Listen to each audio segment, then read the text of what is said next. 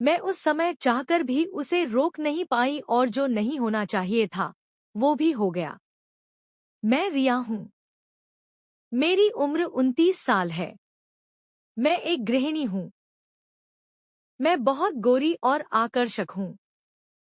जो भी मुझे देखता है वो देखता ही रह जाता है। मैं अपने पति अर्णव के साथ शहर में रहती हूँ। मेरे पति अर्णव एक प्राइवेट कंपनी में नौकरी करते हैं। मैं ज्यादातर सूट पहनती हूँ और कभी-कभी साड़ी। मैं हमेशा सजीदजी रहना पसंद करती हूँ। मैं बहुत अच्छा इत्र लगाती हूँ जिससे मेरे आसपास महक बनी रहती है। मेरा शरीर भरपूर और सुडौल है। मेरी खूबसूरती की चर्चा दूर दूर तक है। जब मैं बाजार से कुछ सामान लाने निकलती हूँ तो मेरे पीछे की तरफ नजरें टिकाने के लिए लोगों की कतार लग जाती है। मेरे पति अर्णव उतने आकर्षक नहीं है, लेकिन साधारण अच्छे हैं। मेरे सामने तो वो कुछ भी नहीं ठहरते। हमारे पड़ोस में एक परिवार रहता है जिनसे मेरा आना जाना लगा रहता है। पति पत्नी और उनका एक बेटा आरव है जो बीएससी कर रहा है।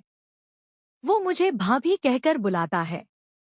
जब मैं उनके घर जाती हूँ या वो मेरे घर आता है तो बहुत इज्जत और सम्मान करता है। कभी मेरे पति अर्णव के न होने पर कोई जरूरत पड़ जाए तो वो बाजार से सामान लाकर दे देता है। बदले में मैं हमेशा उसे कुछ पैसे खाने के लिए देने की कोशिश करती हूँ, पर वो लेता नहीं। वो कहता है, भाभी, मैं तो सारा हिसाब एक ही दिन में बराबर कर लूंगा। उसकी बात सुनकर मैं हल्के से मुस्कुरा देती हूँ। फिर वो भी धीरे से मुस्कुरा देता है। मुझे उसकी आंखों में कुछ अजीब सा लगता, पर मैं ज्यादा ध्यान नहीं देती। कभी कभी ऐसा लगता है कि वो चुपके चुपके मेरे विशालकाय निचले हिस्से को ताकता रहता है। जब ऐसा सोचती हूँ तो हल्का सा मुस्कुरा भी उठती हूँ, क्योंकि मुझे अपनी खूबसूरती की तारीफ बहुत अच्छी लगती है। उसकी माँ से मेरी बहुत अच्छी बनती है। मैं सोचती हूँ, अगर उसके मन में ऐसा कुछ है तो वो खुलकर मुझे ये एहसास क्यों नहीं करवाता। एक दिन की बात है। मेरे पति अर्णव ऑफिस के काम से 4 दिन के लिए दूसरे शहर गए हुए थे।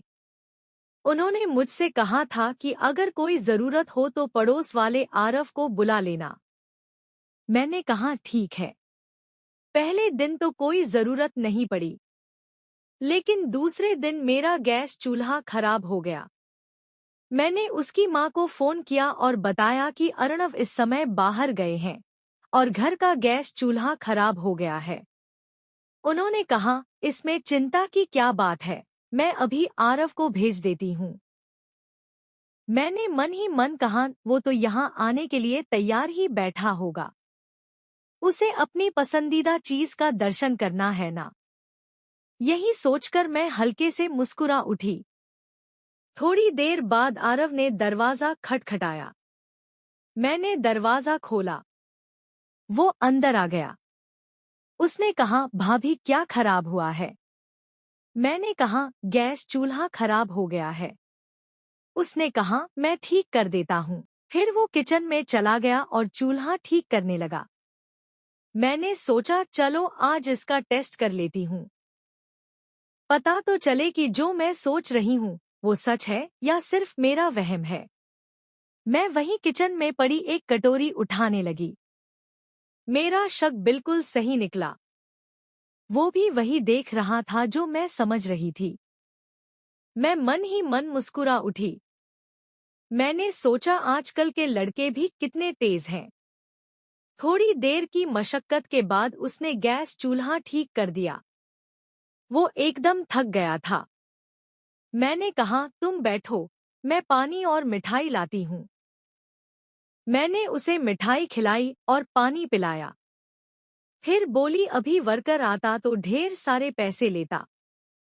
तुम बताओ, तुम कितने पैसे लोगे? वो मुस्कुराते हुए बोला, भाभी, मुझे पैसे नहीं चाहिए। मुझे तो गुरुदक्षिणा में कुछ और चाहिए। मैं समझ गई कि वो क्या कह रहा है, पर अनजान बनकर बोली, क्या? उसने जिस तरह मुस्कुराकर देखा, मैं सब समझ गई। जवाब में मैं भी मुस्कुरा दी। फिर उस दोपहर में लगातार 1 घंटे तक उसने मुझे वो सुख दिया जो मैंने पहले कभी नहीं पाया था। इतना आनंद तो मेरे पति अर्णव भी मुझे नहीं दे पाते थे। मैं पूरी तरह तृप्त हो गई। उसने कहा, भाभी, आज तक की सारी गुरुदक्षिणा मैंने एक साथ वसूल कर ली। मैं मुस्कुरा उठी। उसके बाद से गाहे-बगाहे वो अपनी गुरुदक्षिणा लेने आ ही जाता है।